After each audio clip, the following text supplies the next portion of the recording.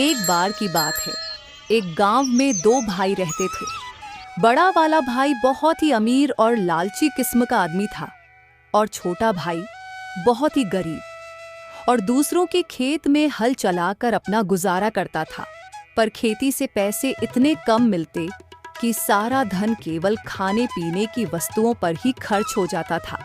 एक दिन अचानक गोपाल की तबीयत बिगड़ गई और तबीयत खराब होने से कुछ दिनों तक काम पर भी नहीं जा सका।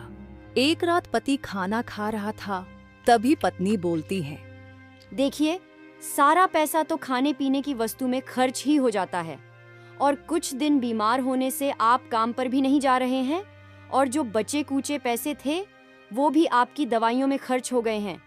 घर में कुछ बचा ही नहीं है। मैं कल कुछ देखता हूँ क्या हो सकता है और किसी से पैसे उधार ले आऊंगा जिससे घर कुछ खाने को आ जाएगा। किसी और से क्यों, आपके बड़े भाई से कुछ पैसे उधार ले आइए। कल तो दिवाली भी है।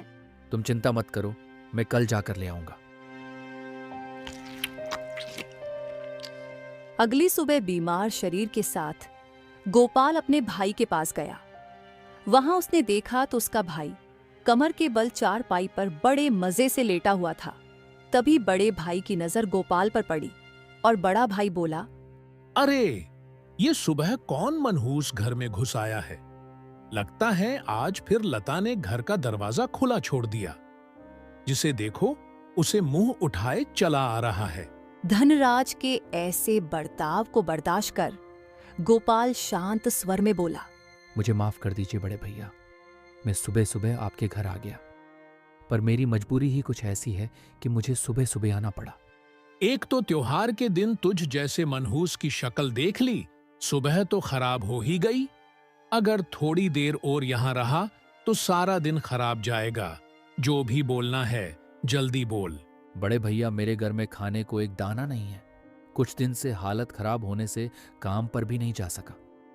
आज त्योहार का दिन है, अगर आज मुझे कुछ पैसे मिल जाते तो बड़ी मेहरबानी होती। देख, मैं तुझे पैसे नहीं दे सकता। मेरे पास तुझ जैसे भिखारियों को देने के लिए कुछ नहीं है। जा कहीं और जाकर अपना हाथ फैला।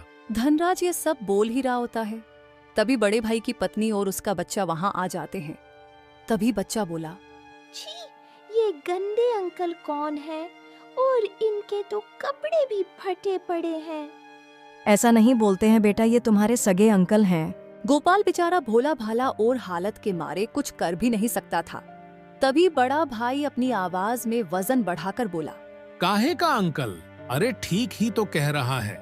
मेरा बेटा भिखारी को भिखारी नहीं तो क्या राजा भोज कहेगा? ऐसा बोलकर दोनों बाप बेटे गोपाल का खूब मजाक उड़ाते हैं। तभी पत्नी बोली, आज दीपावली का त्योहार है, ठहरिए, मैं कुछ आपके लिए खाने को लाती हूँ। तभी पत्नी घर के भीतर जाकर 3 समोसे लेकर आती हैं और बोलती हैं, आज के दिन किसी को खाली हाथ नहीं भेजते हैं, ये लीजिए। पत्नी समोसे लेकर आई, पर उसने समोसे हाथ में देने के बजाय गोपाल के सामने फेंक दिए। गोपाल ये सब देखकर शर्मिंदा हो गया। तभी पत्नी बोली, अरे ये क्या, मैंने आपको समोसे दिए पर आप तो खा ही नहीं रहे। मुझे तो लगा कि आपको इसे खाने की आदत होगी, इसीलिए मैंने सोचा ऐसा ही देना उचित होगा। गोपाल को ये सब देखकर गुस्सा तो बहुत आया, पर उसे अपने घर में भूखे मर रही पत्नी और बच्चों की चिंता थी। इसलिए गोपाल ने सब कुछ बर्दाश्त कर समोसे उठाए और वहां से निराशा होकर घर को चल दिया और रास्ते में सोचने लगा, अब क्या करूं? इन समोसे से तो सबका पेट नहीं भरने वाला। अब किसके पास जाऊं? कौन है जो मेरी मदद करेगा? ऐसा बोलते बोलते गोपाल रास्ते में जा रहा था। तभी रास्ते में उसे एक बूढ़ी माँ दिखाई दी। उसने रास्ते में चल रहे गोपाल को पास बुलाया और बोली, बेटा, मैं इसे उठाते उठाते थक गई हूँ। मेरा घर अभी दूर है। क्या तुम इन लकड़ियों को मेरे घर तक ले जाने में मेरी मदद करोगे? चलिए माँ जी, मैं आपकी मदद कर देता हूँ। ये समोसे आप पकड़ लीजिए। गोपाल ने लकड़ियों को अपने सिर पर रख लिया और बूढ़ी माँ के साथ चल दिया।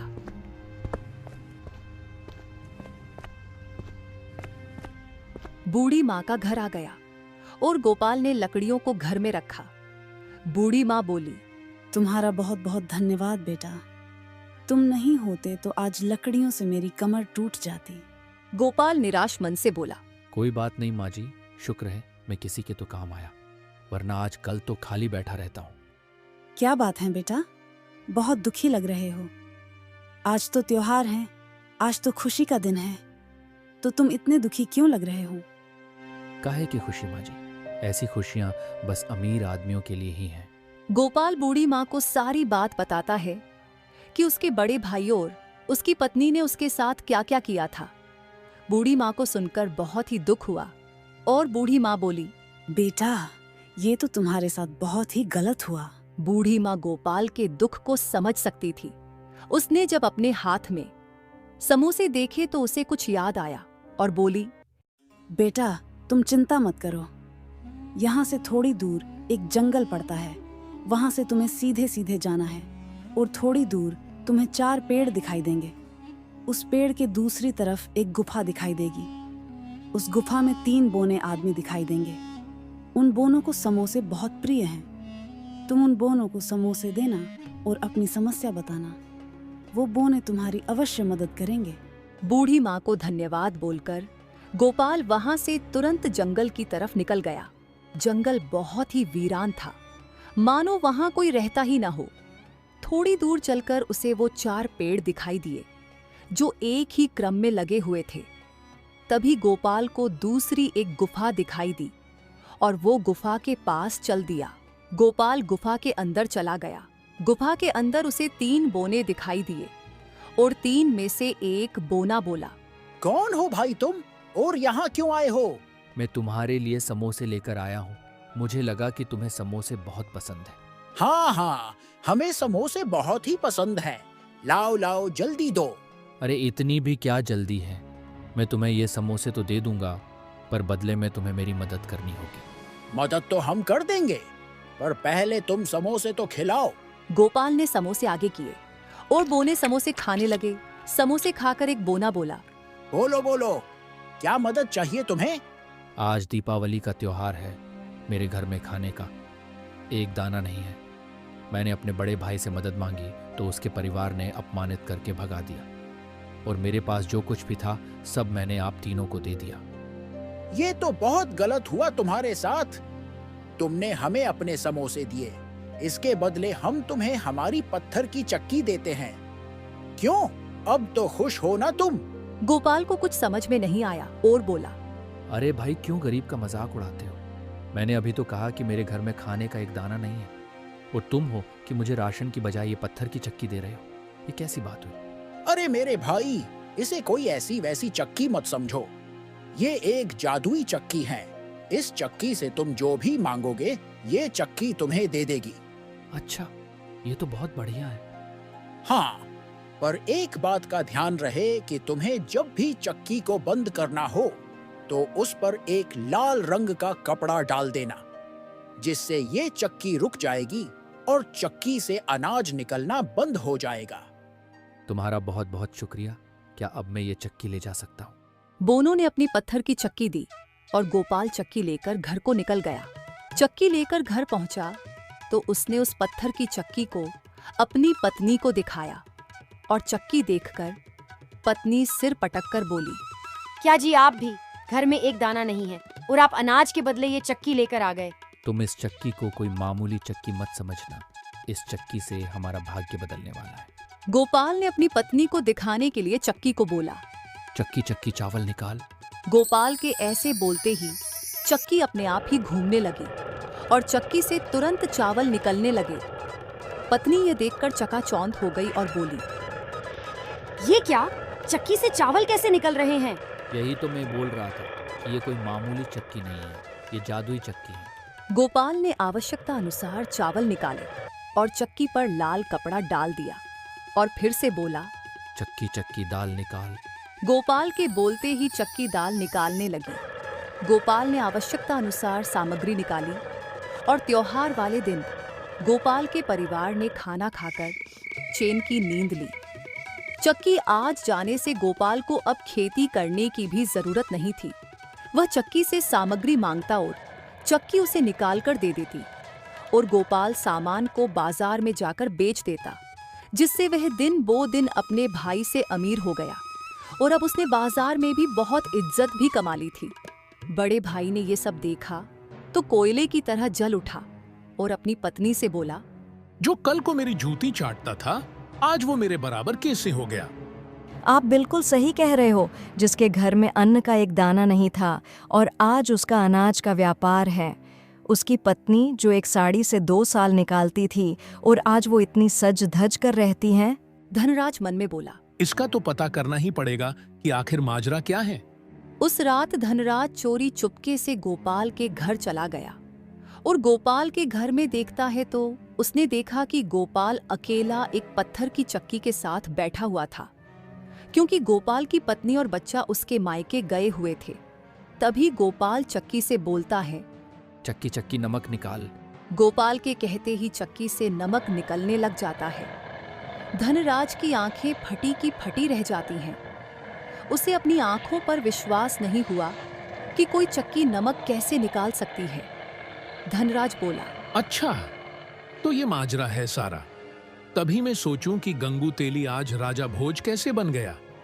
इस चक्की को तो मेरे पास होना चाहिए। अभी तो मुझे निकलना चाहिए, वरना कोई देख लेगा। धनराज घर जाकर सो जाता है और अगले दिन जब गोपाल व्यापार के लिए गया था तो मौके का फायदा उठाते हुए धनराज ने गोपाल की पत्थर की चक्की चुरा ली और अपनी बीवी बच्चों को लेकर दूर किसी जगह पर जाने लगा। अब तीनों किसी नाव में सवार थे। पत्नी ने गुस्से में पूछा, अरे आपका दिमाग तो ठिकाने पर है। आप हमें कहाँ लेकर जा रहे हैं? और ये बेकार सी पत्थर की चक्की क्यों है साथ में? ये कोई ऐसी वैसी चक्की नहीं है, ये जादुई चक्की है। इससे जो भी मांगो वो सारी इच्छा ये चक्की पूरी करती है। क्या जी आप भी बच्चों जैसी बातें करते हो? तुम्हें मेरी बात पर यकीन नहीं? तो ये लो, अभी तुम्हें दिखाता हूँ। पत्नी को एक झलक दिखाने के लिए धनराज चक्की से बोला, चक्की चक्की नमक निकाल। धनराज के बोलते ही चक्की से नमक निकलने लगा और तभी पत्नी बोली, कहीं मैं सपना तो नहीं देख रही? अरे ये तो सचमुच की जादुई चक्की है। अब हुआ ना यकीन मेरी बात पर?